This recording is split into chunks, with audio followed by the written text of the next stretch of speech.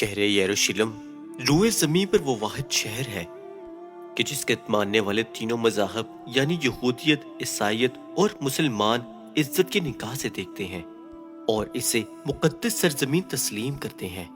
ये तारीखी शहर अपने अंदर मुख्तलिफ कौमों की तारीख, जंगो जदल और अरूजो सवाल समेटे हुए है कि जिसने मुख्तलिफ कौमों और इंसानों के हाथों तकलीफें बर्दाश्त की। ये मुक़द्दस तरीन शहर कई बार उजड़ा और आबाद हुआ, लेकिन आज भी यरूशलेम लोगों के दिलों में एक इनफरादी मुकाम रखता है। शहर यरूशलेम अपनी ज्योग्राफिकल लोकेशन के लिहाज से एक तरह का अजीब तरीन शहर है। ये शहर एक ढलवान पहाड़ी पर वाक़ है जो इजराइल की सरजमीन से लेकर उकबा तक फैला हुआ है, जो जनूब और मशरिक के अलावा एक पहाड़ी के दरमियान घिरा हुआ है। तारीखी रिकॉर्ड ये बताता है कि इस शहर में कभी भी कहत नहीं पड़ा, जबकि ये शहर तकरीबन 3000 साल से मौजूद है। यरूशलेम की वादियों में मौजूद दूर दूर तक फैले हुए चूना पत्थर और संगे मरमर की बंजर वादियां एक पुरकशिश और कुदरती वादी की शक्ल इख्तियार करती है। यरूशलेम के मुख्तलिफ नाम है। मुख्तलिफ कौमों ने मुख्तलिफ अदवार में इसे कई नामों से नवाजा। इस शहर का सबसे पुराना नाम जेबुस है। यहूदी लिटरेचर के मुताबिक हजरत इब्राहिम अलैहिस्सलाम ने इस शहर को चीरा कहा था और बाद में शेलिम नामी बादशाह ने 2000 कबल मसीह में इसके नाम में शेलम का इजाफा कर दिया। इस तरह दो अब्रानी जुबान के अल्फाज यानी जेरो और शेलम का मुरक्कब ये शहर यरूशलेम कहलाया। इसके अलावा अरबों ने इसे द गोल्डन सिटी यानी सुनहरी शहर का लक़ब भी दिया, क्योंकि जब सूरज तलू होता था तो इस शहर में बने हुए सुनहरी पत्थरों से तमाम तर मकानात सोने की तरह जगमगा उठते। और जब यहाँ रोमियो की हुकूमत आई तो उन्होंने इस शहर को एलिया का नाम दिया। इसी तरह मुसलमानों ने इस शहर को अल कुदुस का नाम दिया, जबकि तमाम यहूद और नसारा ने यरूशलेम के नाम को ही तस्लीम किया। और इस तरह आज तक इस शहर को यरूशलेम कहकर पुकारा जाता है। इंसानी यादों में दुनिया का कोई मुकाम भी बैतुल मुक़द्दस के कदीम तरीन मालूम नहीं हुआ है। अहले अकायद के मुताबिक एलिया वो सरजमीन है कि जिस सरजमीन के जरिए इंसान तमाम तर गुनाहों से पाक हो जाता है। यही वो जगह है कि जहाँ से कायनात की तख्लीक हुई, जबकि अहदीस के मुताबिक यरूशलेम में सबसे पहले खुद हज़रत आदम अलैहिस्सलाम या उनके किसी बेटे ने कदम रखा था, कि जैसा कि हजूर नबी करीम सल्लल्लाहु अलैहि वसल्लम ने इरशाद फरमाया है कि रूए ज़मीन पर सबसे पहली मस्जिद मस्जिदुल हराम है और उसके 40 सालों बाद बैतुल मुक़द्दस की बुनियाद डाली गई।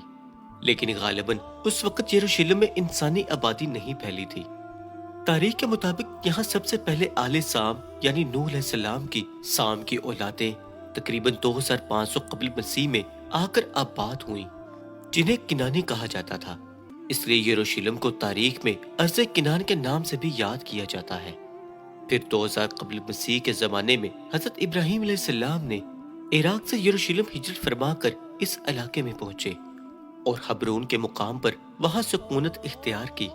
किताब मुक़द्दस और इब्ने कसीर की रिवायात के मुताबिक उस वक्त यरूशलेम के बादशाह शेलम हजरत इब्राहिम अलैहिस्सलाम पर ईमान ले आया और इस तरह हबरून में हजरत इब्राहिम अलैहिस्सलाम की ताकत और कुदरत में इजाफा हो गया।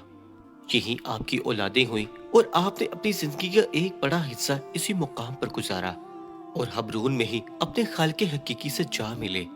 40 सालों बाद हजरत इब्राहिम अलैहिस्सलाम के परपोते यानी हजरत याकूब अलैहिस्सलाम उन्होंने अल्लाह पाक को ख्वाब में देखा था, लिहाजा उन्होंने इस मुकाम पर बैतुल ईल की तामीर की, जो कि यहूदियों का पहला मुक़द्दस तरीन मुकाम माना जाता है। हजरत याकूब अलैहिस्सलाम की औलादें कि जिन्हें बनी इसराइल कहा जाता है, ये लोग किनान छोड़कर मिस्र की तरफ हिजरत कर गए और एक लंबे अरसे तक वहां फिरौनियों के गुलाम बने रहे। उस जमाने में कौम अमालका ने अरसे फलस्तीन और यरूशलेम पर कब्जा कर लिया और जब मूसा अलैहिस्सलाम बनी इसराइल को लेकर मिस्र से निकले तो इसी अर्ज़े मुक़द्दस का उनसे वादा किया गया जो बनी इसराइल को अता होने वाली थी। उस वक्त इसराइलियों की तादाद तकरीबन 7 लाख से भी ज्यादा थी, जबकि हज़रत मूसा अलैहिस्सलाम की जिंदगी में बनी इसराइल फलस्तीन में दाखिल ना हो सके। लेकिन आपके बाद आपके एक जानशीन हजरत यूशा बिन नूह ने और बनी इसराइल ने कौम अमालका से जंग लड़ी और इस जंग में उन्हें फतह नसीब हुई। इस तरह बनी इसराइल फलस्तीन के नवाही इलाकों में आकर आबाद हो गए। حضرت داؤد علیہ السلام کے بادشاہ بننے تک بنی اسرائیل کا دارالسلطنت ہبرون ہی رہا، کیونکہ اب بھی مرکزی شہر یروشلم پر قوم عمالقہ کا ہی قبضہ تھا۔ سو لہٰذا حضرت داؤد علیہ السلام نے تقریباً 2 لاکھ کے لشکر کے ساتھ یروشلم پر حملہ کر دیا اور قوم عمالقہ کو مکمل شکست دے کر اس شہر پر مکمل قبضہ کر لیا اور وہاں اپنی حکومت قائم کی، اور یہیں سے یروشلم کی ایک مکمل تاریخ کا آغاز ہوتا ہے۔ حضرت داؤد علیہ السلام کے دور حکومت میں یروشلم کے ہمسایہ شہروں نے بھی بنی اسرائیل سے امن کا معاہدہ کر لیا۔ حضرت داؤد علیہ السلام نے یروشلم کے چاروں طرف اونچی اونچی فضیلیں قائم کی اور تقریباً بڑے بڑے چشمے کھدوائے گئے، پتھریلی وادیوں کو باغ سے سجایا گیا اور یروشلم میں عبادت کے لیے ایک ہیکل کی تعمیر بھی کروائی، اور اس ہیکل میں تابوت سکینہ کو عزت و احترام کے ساتھ رکھ دیا گیا، اور یہ وہ جگہ تھی کہ جو یہودیوں کے لیے ایک عزت کا مقام رکھتی تھی۔ اس ہیکل کی تعمیر حضرت داؤد علیہ السلام کے بیٹے حضرت سلیمان علیہ السلام کے دور میں مکمل ہوئی، اور اس جگہ ایک اونچی اور بہترین عمارت کی تعمیر کروائی کہ جس میں بڑے بڑے شاہراہ، کمرے اور برآمدے بنائے گئے۔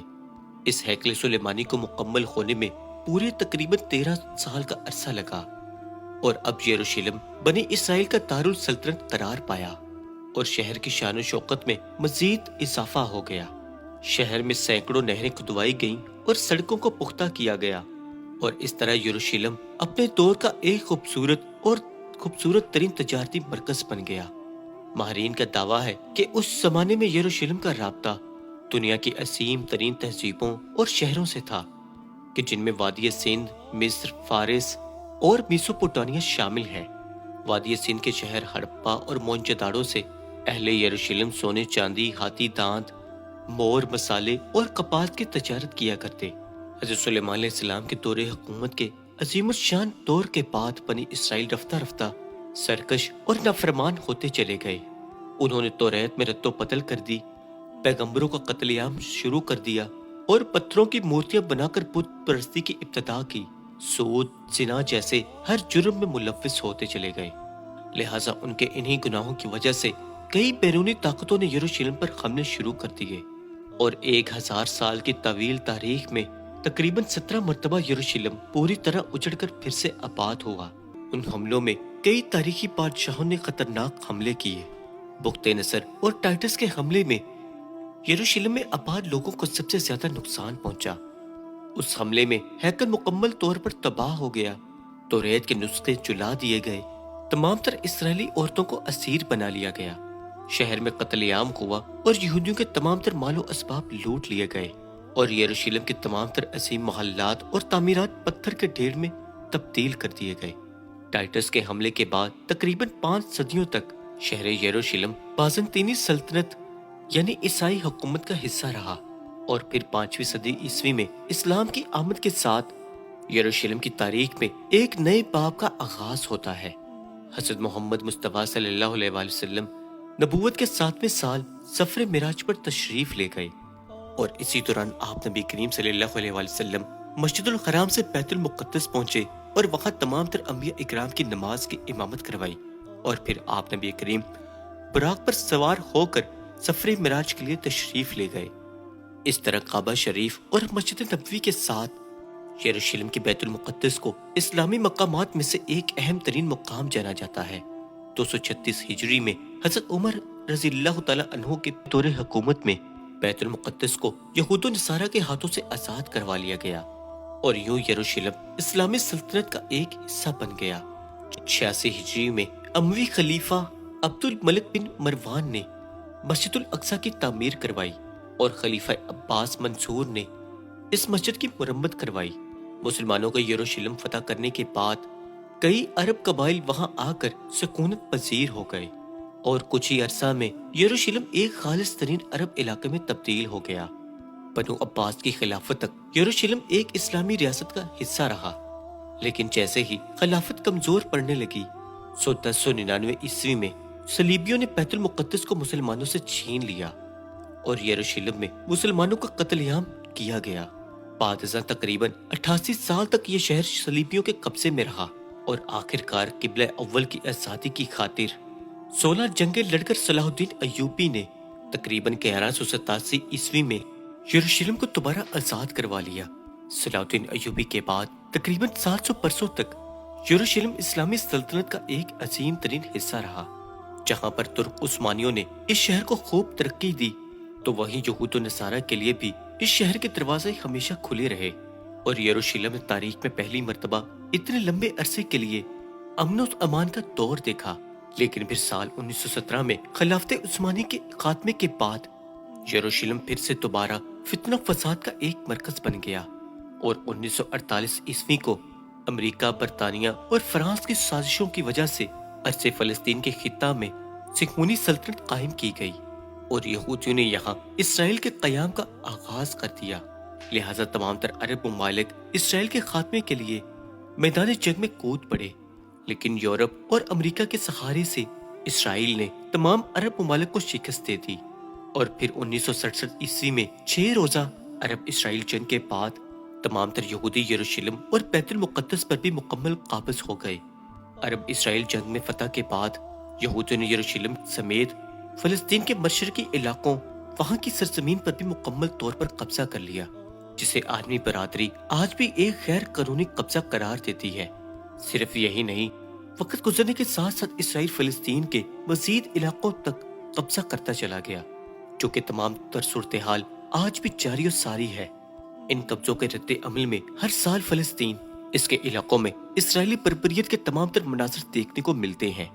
اس میں کوئی شک نہیں کہ فلسطینی مسلمان اب ایک آزمائش اور تکلیف کی چکی میں پس رہے ہیں، اور یہ دنیا کی واحد قوم ہے جو خود اپنی ہی سرزمین میں ایک مہاجرین کی جیسی زندگی گزارنے پر مجبور ہے۔ لیکن یہ بات بھی سچ ہے کہ دنیا کے تمام تر مسلمانوں کے دل اہل فلسطین کے ساتھ دھڑکتے ہیں، اور وہ کسی بھی صورت اسرائیل کا یہ غاصبانہ قبضہ کسی بھی صورت تسلیم کرنے کے لیے تیار نہیں۔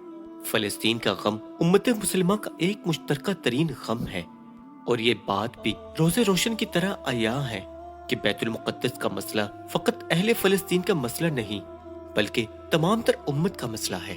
احادیث کے مفہوم کے مطابق بیت المقدس قرب قیامت جنگوں کا ایک مرکز ہوگا، اور وہاں اسلام کا غلبہ ہوگا۔